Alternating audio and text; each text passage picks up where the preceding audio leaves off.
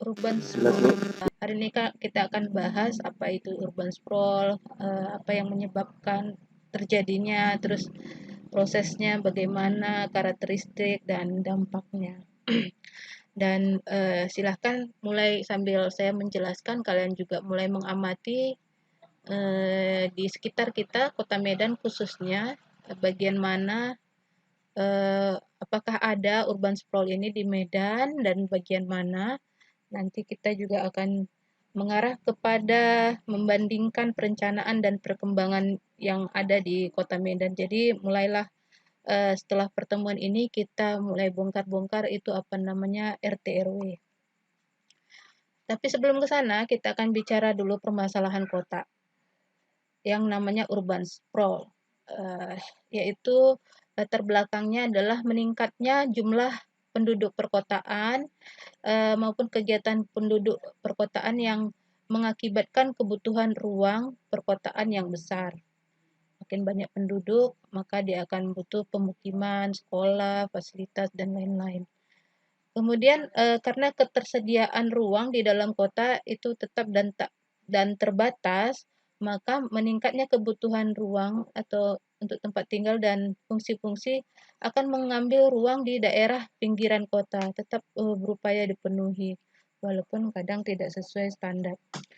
Gejala pengambil alihan lahan urban di pinggiran kota disebut invasion. Proses penampakan fisik kekotaan ke arah luar disebut urban sprawl, atau istilah yang mungkin juga populer di ilmu sosial namanya urbanisasi. Jadi secara fisik namanya urban sprawl. Nah, urban sprawl adalah hal yang tidak terhindarkan menurut teori Glaser dan Kahn, karena urban sprawl adalah hasil dari bukan semata hasil kebijakan pemerintah atau perencanaan kota yang buruk, tapi karena itu adalah produk yang tidak terhindarkan dari kehidupan yang berbasis mobil atau kendaraan bermotor. Jadi menurut dua ahli ini itu hal yang nggak bisa dielakkan selama kita menggunakan transportasi mobil. Minggu yang lalu kita sudah melihat pola-pola perubahan kota karena jenis transportasi. Nah, pada abad ke-21 sekarang ini bentuk dominan dari kehidupan kota didasarkan pada mobil atau kendaraan bermotor. Karenanya urban sprawl itu akan terus berkembang di mana-mana selama kita menggunakan kendaraan bermotor tersebut. Kendaraan yang bersifat privat ya. Kadang satu keluarga mobilnya sampai satu, dua, tiga, satu orang bisa mobilnya dua gitu ya. Di sini juga rata-rata mobilnya berapa? Ya, itulah salah satu penyebabnya. Oke, urban sprawl secara definisi di sini adalah perkembangan pemukiman yang tidak terkontrol dari sebuah kota atau wilayah urban areanya yang mengambil wilayah pedesaan atau rural area di sekitarnya. Jadi daerah-daerah yang tadinya lahan pertanian itu kemudian menjadi pola hidup kota. Ini contoh gambar di Melbourne ya, Sydney. Jadi kotanya kelihatan, daerah pertaniannya juga sudah ditumbuhi oleh bangunan. Nah, urban sprawl adalah proses peluberan kegiatan perkotaan ke wilayah pinggiran. Dengan kata lain, proses perembetan kenampakan fisik ke kota ke arah luar kotanya. Merupakan perubahan fungsi wilayah pedesaan menjadi perkotaan. Jadi batasnya sudah nggak kelihatan. Urban sprawl ini adalah bentuk pemekaran kota dan bentuk bertambahnya luas kota secara fisik yang ditandai dengan bertumbuhnya kawasan pinggiran kota yang kemudian dikenal dengan suburban. Coba kebayang nggak kalau di daerah Medan bisa kita lihat itu misalnya daerah Tembung atau kalau yang di dekat-dekat kampus Pancabudi, Sri Gunting ya, atau Kampung Lalang di pinggir-pinggir itu. Nah, dikenal juga dengan pemekaran kota yang merupakan bentuk yang bertambah luasnya secara fisik. Perluasan disebabkan semakin berkembangnya penduduk dan semakin tingginya arus urbanisasi. Nah, akibatnya ya seperti gambar ini ada kemacetan, banjir, kadang ya tidak terkendali ya. Bisa dibaca nanti. Kemudian pemekaran yang tidak terkendali ini menyebabkan morfologi kota yang minggu lalu kita bahas menjadi tidak teratur, tidak kompak lagi, kemudian kumuh, kemudian munculnya pemukiman liar.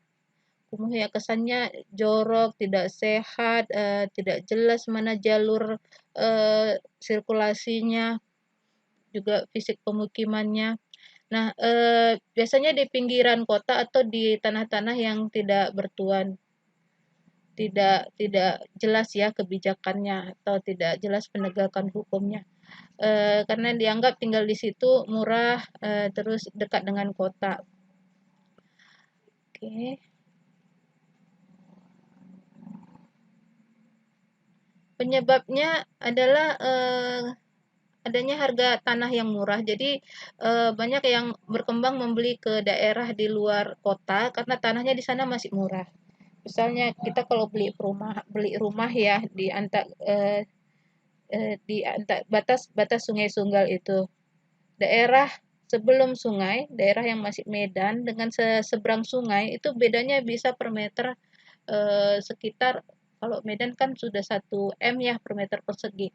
Kalau nyebrang itu ya paling cuma 200 begitu, 200.000 per meter persegi.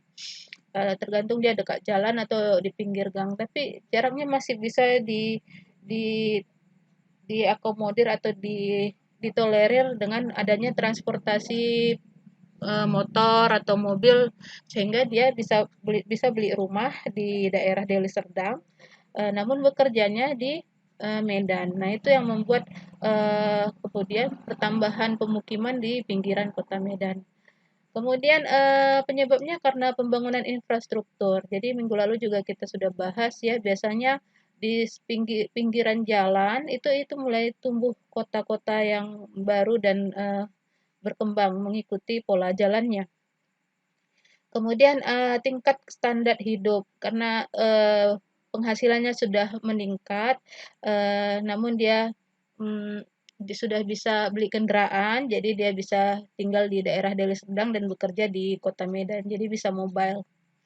Sehingga pertumbuhan keluar kota juga menyebabkan urban sprawl ini.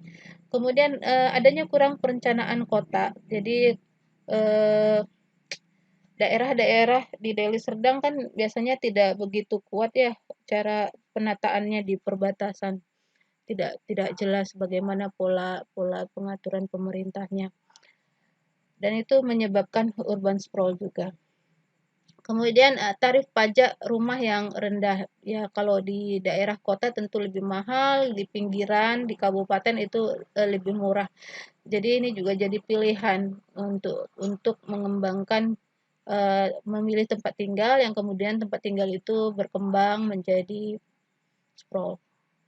Kemudian peningkatan pertumbuhan populasi dan adanya preferensi konsumen ya, kecenderungan konsumen atau pembeli rumah yang dia sudah punya penghasilan yang cukup, pengen rumah yang besar, tapi nggak cukup untuk beli di kota, maka dipilihlah pemukiman-pemukiman di daerah pinggiran kota. Jadi dia tetap bisa kerja ke kota, tapi punya rumah sesuai dengan harapannya.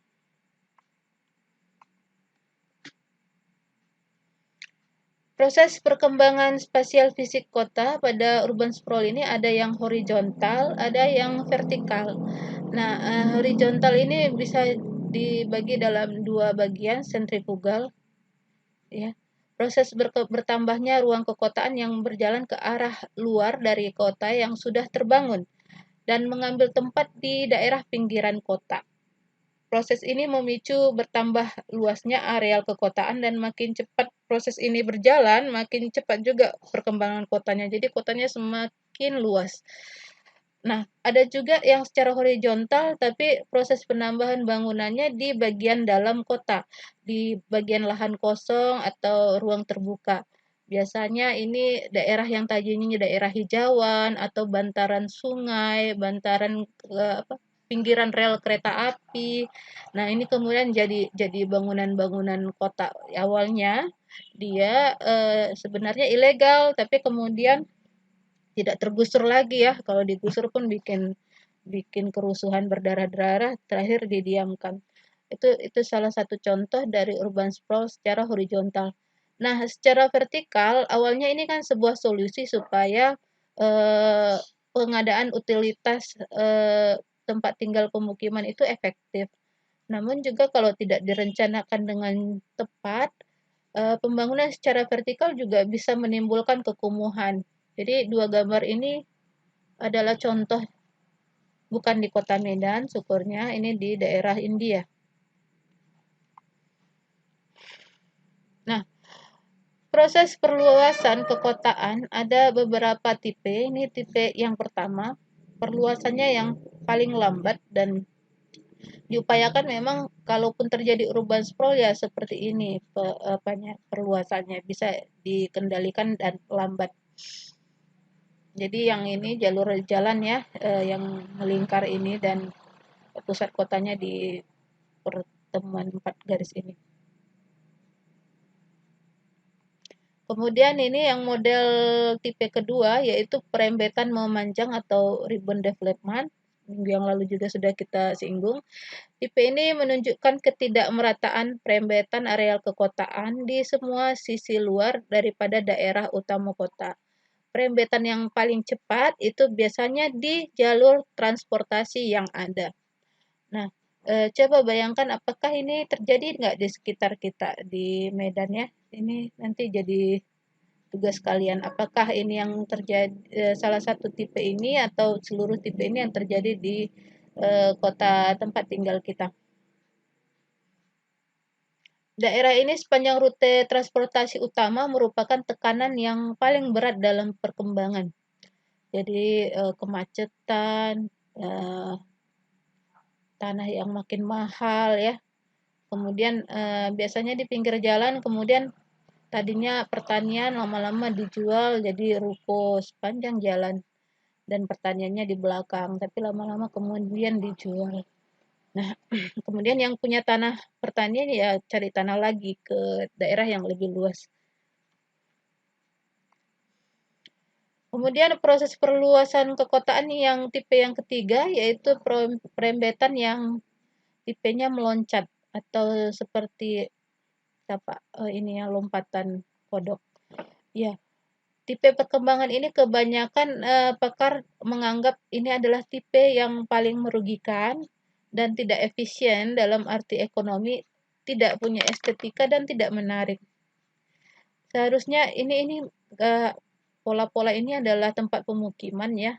Nah, idealnya kalau sudah ada tempat pemukiman maka tentunya dia harus ada menghubungkan ada transportasi yang menghubungkan jalur jalan yang menghubungkan dan juga diikuti dengan infrastrukturnya. Nah, kalau kondisi penyebarannya seperti ini sulit untuk pengembangan infrastrukturnya karena boros ya sepanjang ini ya. Nah, ada 3 tipe. Nah, kemungkinan bisa ketiga tipe itu yang terjadi dalam sebuah kota, bisa gabungan cuman 2 atau bisa cuman satu saja. Jadi ini bisa juga terjadi di kota sekitar kita ya. Coba dianalisis kota Medan atau kota yang tempat Anda tinggal sekarang apakah terjadi urban sprawl dan kalau itu terjadi proses yang mana yang menonjol apakah yang meloncat ini atau yang seperti pita atau yang konsentrik ini ya. Nah, karakteristik urban sprawl yang pertama itu adalah single use zoning. Jadi keadaan ini menunjukkan situasi di mana ada kawasan komersial perumahan, ada area industri yang saling terpisah antar satu dengan yang lain. Konsekuensinya, bidang besar tanah digunakan sebagai penggunaan lahan tunggal yang saling terpisahkan antara ruang terbuka, infrastruktur, dan hambatan lainnya. Jadi hasilnya orang yang tinggal, bekerja, berbelanja, dan rekreasi itu punya jarak yang jauh. Jadi harus ditempuh dengan kendaraan atau transportasi. Nah, ini yang membuat juga perkembangan urban sprawl ya.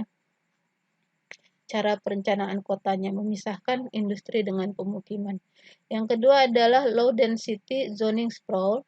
Ini dampak dari perkembangan kepadatan penduduk yang mengalami peningkatan secepat peningkatan populasi pada umumnya. Pengembang atau swasta ini membutuhkan kepastian tingkat persentase bagi pengembang lahan untuk penggunaan publik termasuk jalan raya. Dulu pemerintah lokal menunjuk satu lokasi, terus ternyata lahannya kurang. Kemudian mereka dapat dengan mudah melakukan bermacam perluasan wilayah karena tidak ada kekuasaan yang tinggi untuk melakukan penghukuman atau penegakan regulasi. Nah, pengembang privat ini atau pihak swasta ini jelas tidak memiliki kewenangan untuk melakukan pengembangan, tapi dilakukan pelanggaran.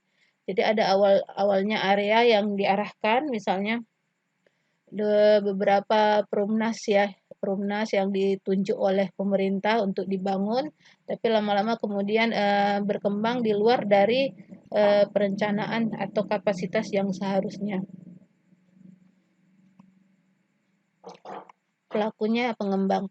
Kemudian yang ketiga, karakteristik urban sprawl ini adalah car dependent communities, tergantung kepada mobil. Area yang biasa dikenali dengan tingkat penggunaan mobil yang tinggi sebagai alat transportasi.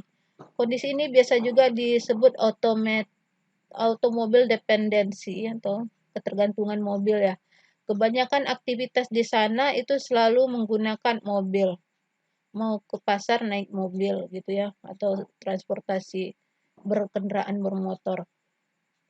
Berjalan kaki dianggap aneh, naik sepeda justru membawa bahaya.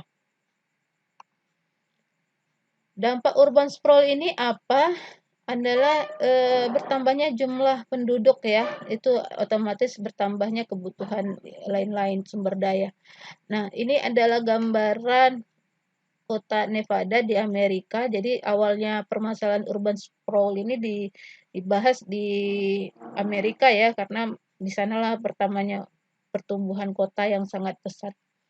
Jadi ini gambaran yang hijau ini bentuk fisik kotanya yang tadinya kecil itu menjadi besar. Dampaknya selain tadi jumlah penduduk terjadi karena jumlah penduduk adalah bertambahnya infrastruktur. Karena tadi juga penduduknya bertambah, dia butuh infrastruktur.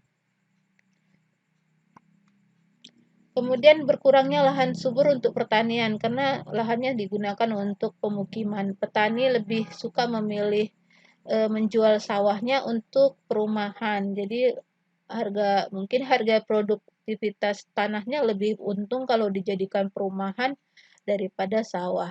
Nah, ini kalau kita perhatikan di daerah-daerah atau bahasa sana sudah mulai ke arah sini ya, membangun pemukiman di antara sawah-sawahnya karena memang kalau sawah berapalah penghasilannya dibandingkan dia sewakan untuk homestay misalnya. Ini juga menjadi gambaran ancaman perkembangan kota, jadi tidak hanya di kota besar. Nah, morfologinya menjadi tidak teratur dan banyak perubahan penggunaan lahan di kawasan tersebut karena urban sprawl. Jadi walaupun ada RT RW, bisa jadi itu bisa bergeser ya.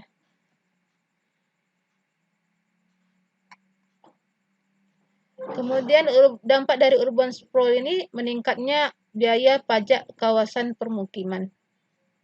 Ini bisa dibilang dampak positif atau negatif tergantung sudut pandang yang melihatnya. Bagi yang merasa naik pajaknya yang membayar tentu berat, bagi pemerintah tentu dengan senang hati banyak pemasukan income kotanya. Yang ketujuh, meningkatnya polusi karena tadi semakin luas dia butuh kendaraan bermotor ke tempat kerja atau daerah industri. Nah, itu mengakibatkan polusi sehingga turunlah kualitas hidupnya. Kemudian yang ini yang terakhir yang berdampak ya adalah yang mungkin tidak begitu terasa terjadinya kesenjangan sosial. Daerah slum adalah daerah yang sifatnya kumuh, tidak beraturan. dan umumnya dihuni oleh orang yang berpenghasilan sangat rendah, terbelakang, pendidikannya rendah, jorok ya, dan lain sebagainya, dan pemukiman liar. Jadi ada kesenjangan antar di kota dari yang kaya, sangat kaya, dan yang miskin dan paling miskin ada di sana juga. Dampak positifnya, bertambahnya karena pertambahan penduduk, maka ada pertambahan tenaga produktif. Sehingga kalau kota tersebut adalah kota industri, maka dia punya tenaga kerja yang cukup. Yang kedua, berkembangnya perekonomian wilayah di sekitar perkotaan. Kemudian dampak positifnya adalah kalau semakin banyak penduduk, maka secara kebijakan ya akan ada permintaan-permintaan atau upaya untuk penambahan infrastruktur di daerah tersebut. Jadi tidak semata dampaknya negatif, namun bagaimana kita bisa mengendalikan urban sprawl ini. Nah, upaya untuk menyelesaikan permasalahan urban sprawl ini salah satunya adalah menciptakan masyarakat yang lebih sehat, yaitu bagaimana mengelola ruang kota secara profesional, mendorong diversifikasi sistem transportasi agar tidak tergantung hanya kepada kendaraan bermotor. Jadi mulai diarahkan misalnya dengan kendaraan yang lebih minim atau efisien dalam penggunaan energi, misalnya mobilnya mobil listrik atau pakai kereta api listrik ya. Kemudian meningkatkan pajak bahan bakar minyak. Jadi sengaja dinaikkan bahan bakar itu supaya mulai dikurangi penggunaan bahan bakar minyaknya ya. Dulu kan awal-awalnya kan pakai solar, lama-lama bensin, sekarang pakai Pertamax. Itu upaya untuk meninggalkan kendaraan bermotor. Kemudian merubah peraturan perpajakan yang dapat mendorong terjadinya sprawl. Nah, ini di tingkat level pemerintahan. Kemudian memilih pemimpin yang punya kesadaran untuk mewujudkan kota sehat. Jadi bukan cuma kota yang banyak uangnya, tapi harus kota yang sehat dengan merubah peraturan zonasinya ya, agar dia mengurangi urban sprawl. Ini saya ambil contoh. Ada pertanyaan sampai di sini? Cukup jelas? Masih ada di sini orangnya? Ada, Bu. Masih, Bu. Ada ya? Masih, Bu. Ya, nanti contohnya kita tonton di akhir ya. Ini saya gambarin bagaimana kota Bekasi.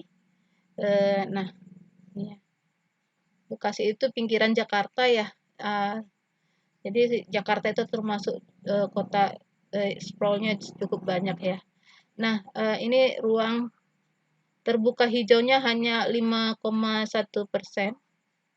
Berapa idealnya ruang terbuka hijau kota? 30, Bu. 30% ya.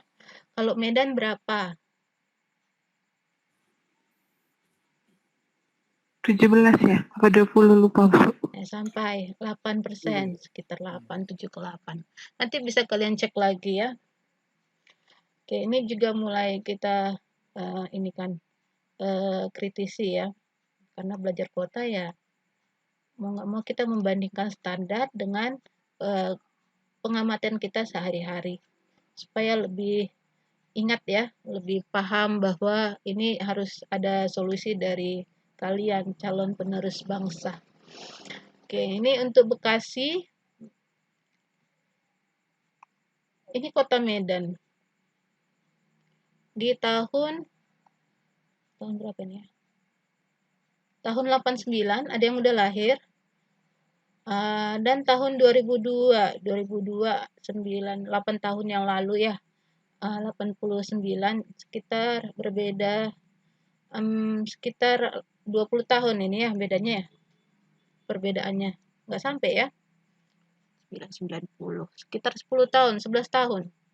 Selisih 11 tahun, yang merah ini adalah pemukimannya.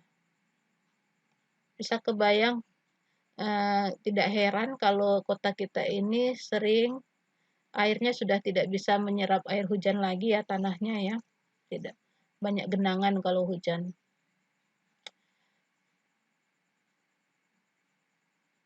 Nah, di sini yang minggu yang lalu ya yang kalian presentasi daerah sini cikal bakalnya Kota Medan ya. Nah, ini di sini akan menghadapi masalah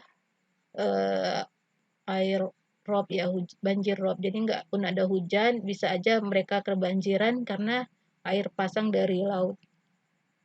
Sementara sungai-sungainya ini semua dipenuhi oleh sampah yang buangnya ke laut. Jadi daerah sini nggak mengherankan ini jadi tempat paling kumuh ya. Di situ tempat buang sampah, di situ tempat banjir, di situ juga tempat buang kotoran manusianya. Jadi dan anehnya bisa bertahan hidup di situ ya. Nah, kalau dia di masa-masa pilkada ini daerah yang paling sering didatangi wali kota atau calon wali kota untuk mendapatkan dukungan suara. Karena manusianya entah kenapa paling padat daerah sini juga. Oke.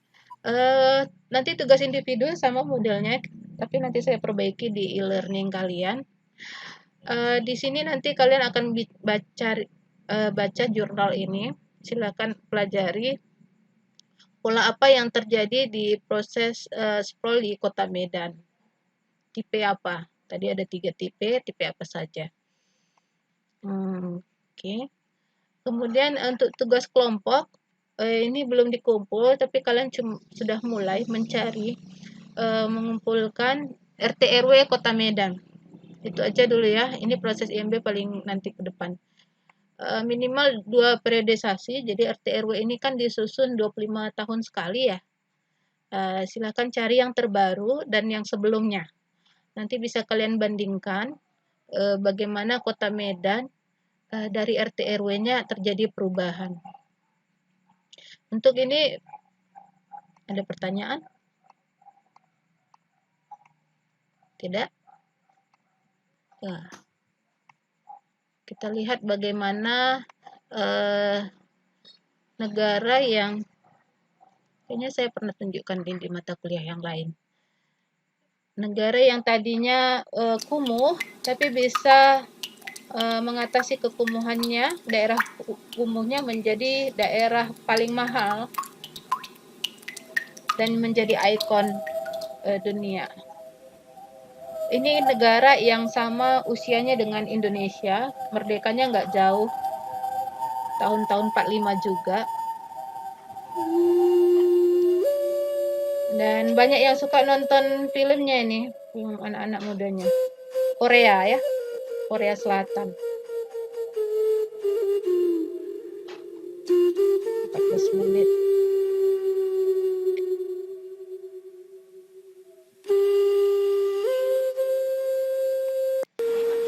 September 2005. The color of Seoul has been changed. Nanti The kalian rebirth of tonton lebih Cheonggyecheon konsen Stream lagi ya, as it 15 returns to menit the citizens soalnya. of Seoul. 차 다니는 소음만 들리다가 이렇게 물 흐르는 소리도 들리고 그래서 참 환경 친화적이고 되게 좋고요. 상쾌한 기분에 산책 같은 거 사줄까?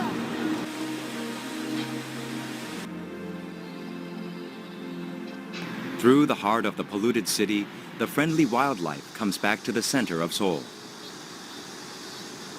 Jadi dulu sungai yang tadi cantik itu adalah pemukiman kumuh. 중심지대를 흐르고 있는 청계천을 덮는 공사가 진행되고 있습니다. 올해 한복판을 동서로 흐르던 청계천을 덮기 시작한 지 만.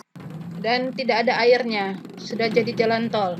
Kalau kalian ingat ketika awal-awal Pak Gubernur kita terpilih, dia punya kebijakan, nggak tahu ya dia atau dari pusat ya, bikin tol sungai. Jadi ini sungai yang dijadikan jalan tol. A floating population of 1 million people per day. The Cheonggyecheon area was the busiest place in Seoul City. Policy ensuring public safety by covering Cheonggyecheon with. Kemudian pemimpinnya cukup kuat untuk merubah jalan tol tadi, yang tadinya untuk mobil, dirubah untuk manusia jadi sungai.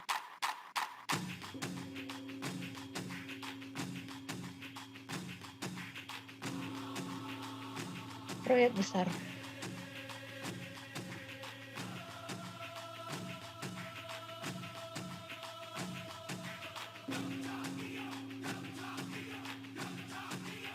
Ini jalan tolnya dibongkar ya, dibalikkan jadi sungai.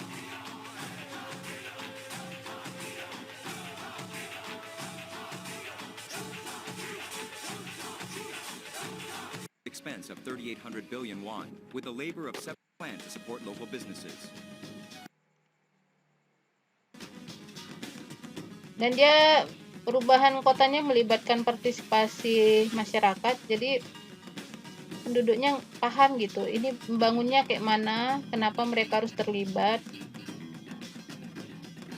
Dan ada relief budaya di sini ya.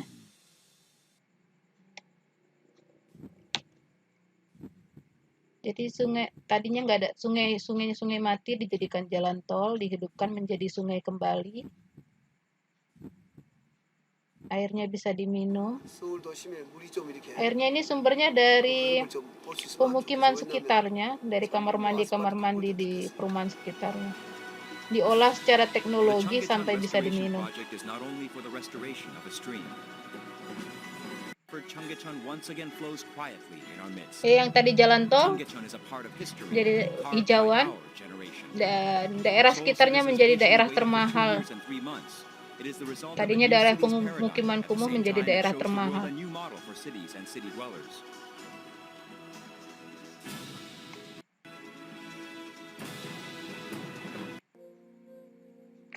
Itu gambarannya ya, bagaimana merubah daerah kumuh kemudian bisa menjadi bagus kalau orang-orang di kota tersebut punya misi untuk mengembalikan kehidupan yang lebih baik, pemimpinnya juga kuat dan didukung oleh masyarakatnya.